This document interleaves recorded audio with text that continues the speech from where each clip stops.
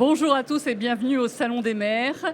Alors, le mode de financement des mobilités aggrave-t-elle en France la fracture territoriale? C'est la question que nous allons poser à nos deux invités. Frédéric Cuillerier, maire de Saintet, et Sylvain Laval, maire de Saint-Martin-le-Vinoux. Bonjour à tous deux. Vous êtes en charge de ces questions justement à l'AMF et depuis quelques années, c'est vrai que le réseau routier pose question.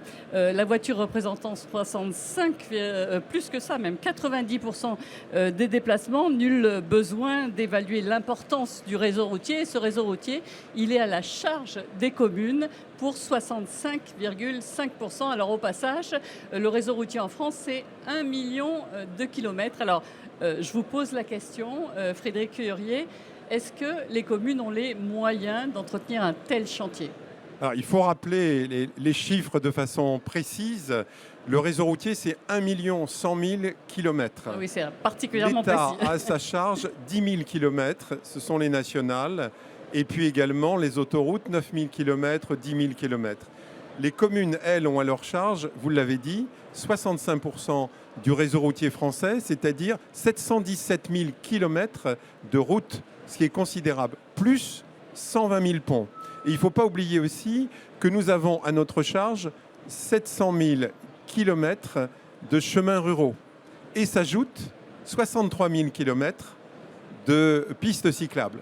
Donc quand on a cette ampleur des chiffres, on se rend compte de la charge qui pèse sur les communes et les intercommunalités, qui est absolument considérable. Alors en fait, vous avez la responsabilité quasi entière du réseau routier français, du réseau routier national. De quelles recettes disposez-vous ?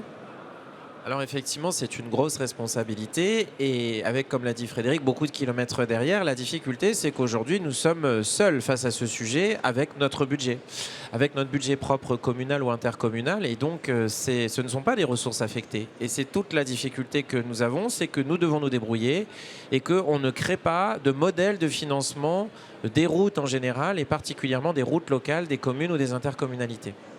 Comment on peut renforcer, selon vous, l'autonomie financière des communes en la matière ?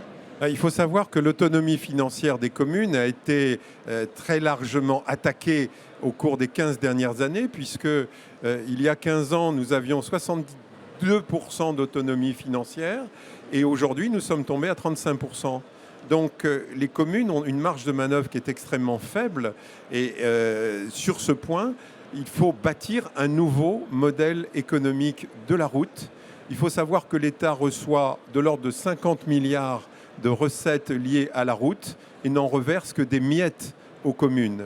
Ces miettes, c'est un peu des amendes de police municipales. Donc nous demandons à ce que la totalité des amendes de police municipale soit reversée aux communes.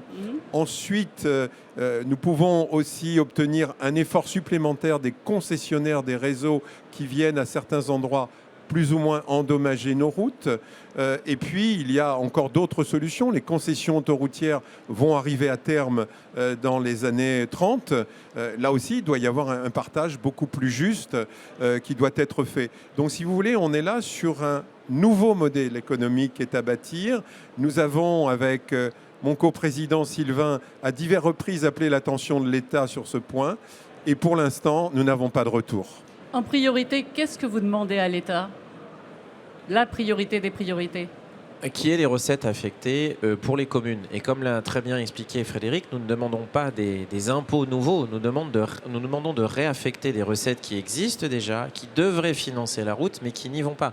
Le gros problème dans notre pays, c'est que ce que l'on prélève ne va pas à ce à quoi il est destiné. Et nous avons un certain nombre de prélèvements qui pourraient venir financer les mobilités et singulièrement l'entretien des routes locales, et cet argent par ailleurs. Et c'est bien le problème que nous avons. Si nous avons ce fléchage du financement et des recettes, nous aurons beaucoup moins de difficultés à conduire les travaux que nous devons faire aujourd'hui.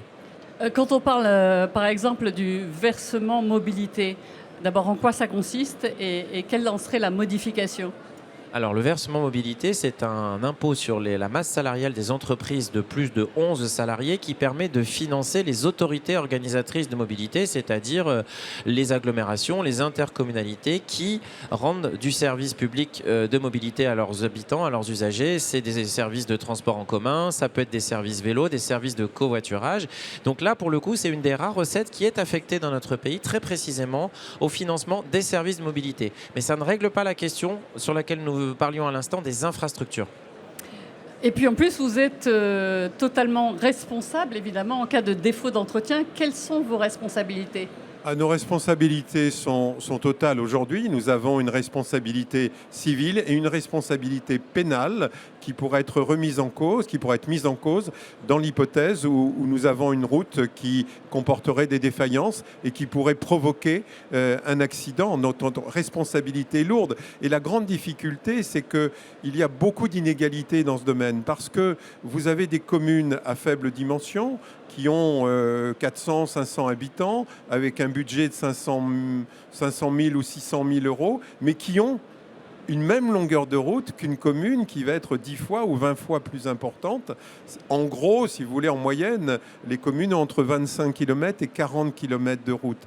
Pour une commune qui va avoir un budget de 6, 7, 10 millions, ça va. Mais pour une commune qui a un budget de 700 000, comment l'entretenir correctement ? Et c'est pour ça qu'on voit se dégrader de façon parfois inégale le réseau routier français qui constitue le patrimoine des Français également.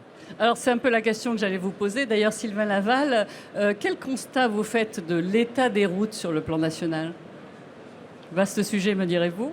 Globalement, l'état des routes n'est pas bon, qu'il soit d'ailleurs, qu'elle soit nationale ou locale. C'est une grande constante. L'État ne met plus d'argent pour entretenir son propre réseau routier national non concédé, ne construit pas un modèle de financement pour que les collectivités locales puissent elles-mêmes bien financer leurs routes. Et nous voyons que les communes qui, comme cela a été dit, font face à des contraintes de recettes de plus en plus fortes, à des dépenses qui sont de plus en plus lourdes, parce que d'abord les coûts de travaux augmentent de plus en plus. Outre l'inflation, nous avons vraiment une augmentation des coûts de travail.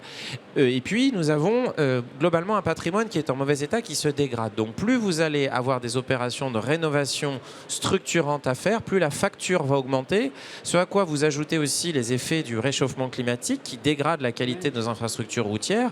Eh bien tout cela fait que les coûts ne cessent d'augmenter. Donc globalement l'état du patrimoine n'est pas bon. Les communes, pendant longtemps, ont fait tout ce qu'elles pouvaient. Elles s'en sortaient, on va dire, à peu près, mais on se rend compte depuis quelques années que face à de nombreuses difficultés auxquelles elles doivent faire face, la route n'y arrive plus et la route ne peut plus être une des priorités numéro 1 dans nos communes avec toutes les charges qui nous incombent. Je pense notamment en matière scolaire, en matière d'entretien du patrimoine, de services aux habitants où on vient de plus en plus nous chercher sur des sujets sur lesquels nous n'avons pas spécialement de compétences, comme par exemple la santé, parce que c'est une nécessité pour nos concitoyens. Alors du coup, comment on peut repenser la politique de transport de façon globale ? Alors nous avons beaucoup espéré lorsque le gouvernement a lancé Ambition France Transport, Ambition France Mobilité. Nous espérions que c'était l'occasion de remettre à plat les questions d'aménagement du territoire à travers les services express régionaux métropolitains.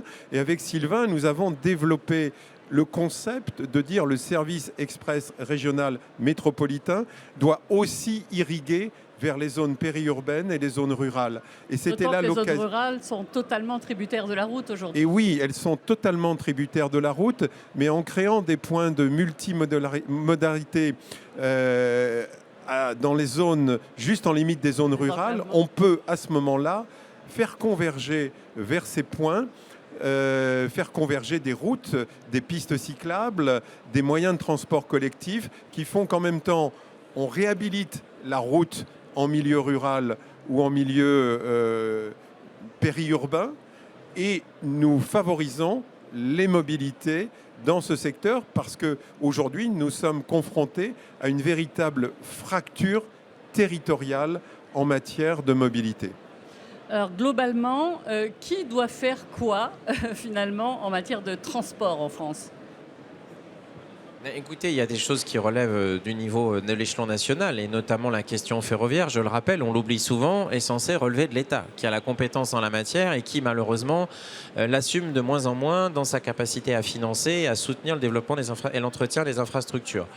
Néanmoins, nous voyons que les collectivités locales se penchent aussi sur ce sujet parce que c'est un sujet majeur pour nos concitoyens, mais il est extrêmement coûteux. Donc nous ne pourrons pas nous substituer à l'État et tout faire. Nous pouvons y apporter une part de contribution à la hauteur de nos capacités, mais nous ne pourrons pas aller au-delà. Et c'est notamment l'enjeu des SERM qu'évoquait à l'instant Frédéric.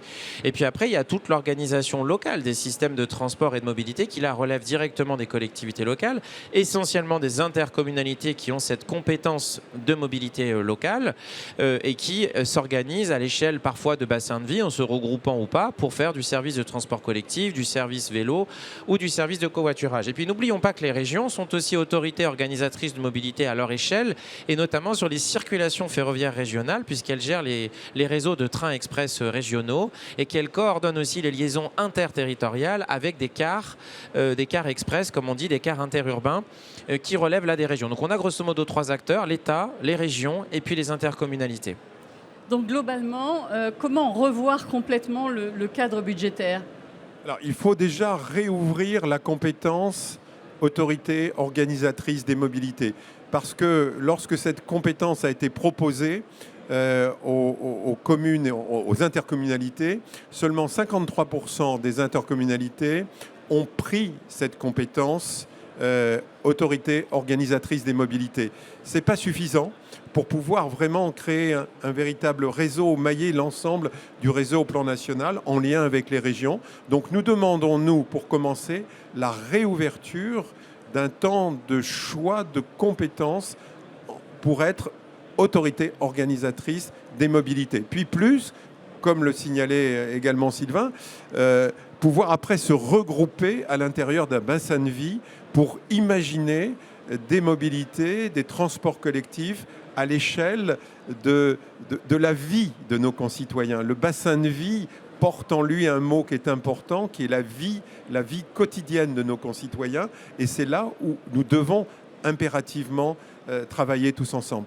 Alors vous en parliez tout à l'heure, a été lancé en mai dernier le programme Ambition France Mobilité, avec des conséquences qui visiblement ne satisfont pas les communes. Qu'est-ce que vous attendez justement pour faire progresser ce programme ? Alors d'abord, cette démarche d'Ambition France Transport a été intéressante dans la mesure où ça a permis de mettre tous les acteurs autour de la table, qu'ils soient privés ou publics, pour faire un constat ensemble de l'état des lieux du fonctionnement de la mobilité et de l'organisation dans notre pays. Et donc nous avons eu un bon diagnostic.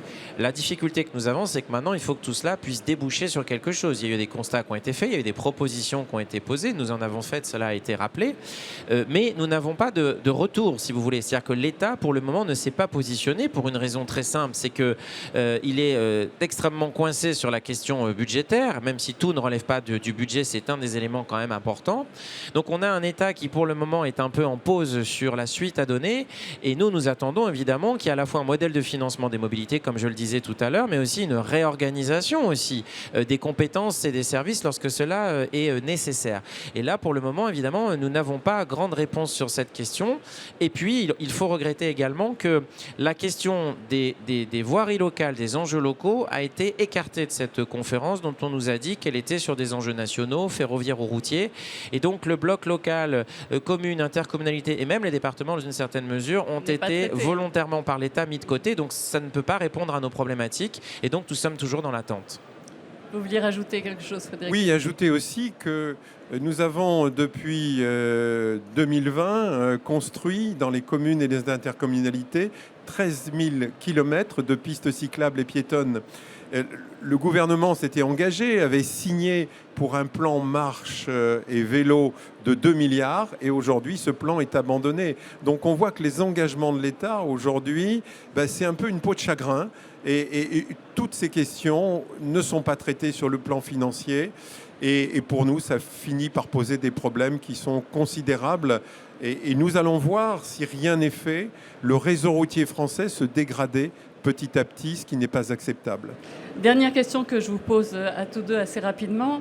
Est-ce qu'il faut repenser le réseau de bus et le réseau de covoiturage pour que ça soit un peu une alternative à la route?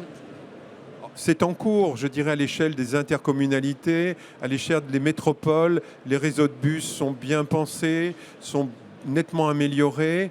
Et pour répondre rapidement, à l'échelle des intercommunalités, beaucoup d'initiatives sont prises pour la voiture partagée en particulier.